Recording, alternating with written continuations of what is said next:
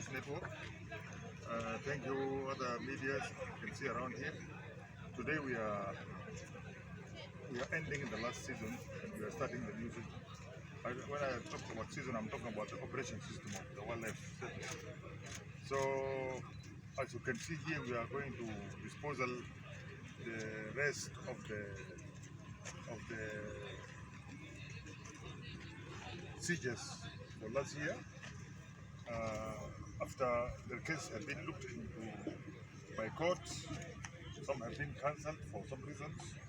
So we normally destroy the exhibits to avoid them going back to the market again. And also, we want to tell the people that we are accused by some group that the wildlife people eat the meat. We want to burn it in front of you so you can see that we are not eating any piece of meat from the sieges. The second thing is that we want to convince the whole region and the world that wildlife is operational in South Sudan. We are coping up, we are doing and attending the world conservation strategy. We are doing whatever can be done to make sure that wildlife conservation in South Sudan is going perfect.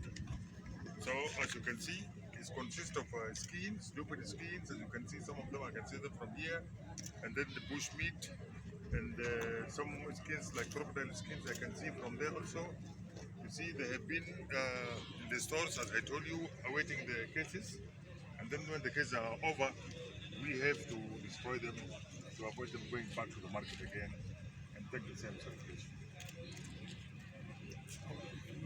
You mentioned some, but there is still like a crocodile, whatever.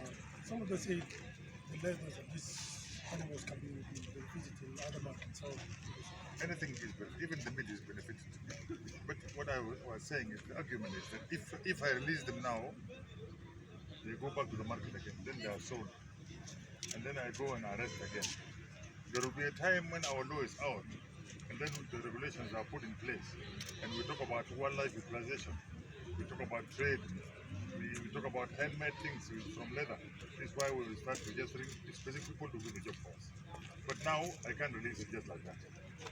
okay, now you are disposing this materials, and you said the court have already, some of them have suspended, some of them gone on and finished.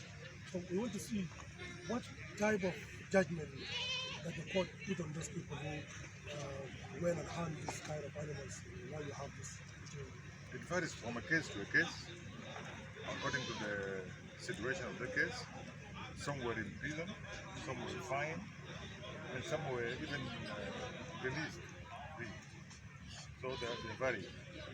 Imprisonment, fine, or compensation, and then some were released. Now you said you're starting new season. What kind of method that the Wildlife Conservation Service will use to track those hunters, illegal hunters? Here we have got a system. We have got checkpoints all along the roads from states to Juba and from Juba to states. We have got locations at Juba Airport, for example, for supervision of incoming and outgoing passengers through the airport. So we are available there. The other thing we do is we go to the field for operation. Either upon request or when we feel that there is a threat somewhere, then we go there. We have got an operation team here consisting of 10 vehicles. They rush to any place where we think there is a significant movement of trade or poachers. Yes. The forest is the home of for wildlife. And what we're seeing, like people when going to the bush and cutting the trees, and it seems like they're destroying the ecosystem of the forest and destroying the home of the wildlife. So you as a person who is concerned with the safety and security of the wildlife animal, what would you say on this? And what will be your new objects in this season, at least to protect the forest? No, it is not new. You see, when I talk about anti-poaching, or when I talk about operation, or when I talk about wildlife, wildlife by definition includes the animal itself, it is habitat. When you talk about habitat, you're talking about the forest now, you are very clear here. So when we go, charcoal industry is not allowed, we don't allow it. We arrest them, they are like poachers. If you cut a tree, like you kill an animal. So the ecosystem, the habitat is part of the animal. So when we go for operation, we are not going for those who have killed animals, but for those who have cut trees, dig holes, did everything that is against wildlife conservation where we are going. So it includes all these things. If you spoil a water body, it is also destruction to the habitat. It also arrest you. Finally, the message from the wild service. As usual, guys, the responsibility of wildlife, as I used to mention, is not only for the people who are working in wildlife. We are mandated by the constitution. We are mandated by the constitution. Like anybody is mandated by the constitution to do his work.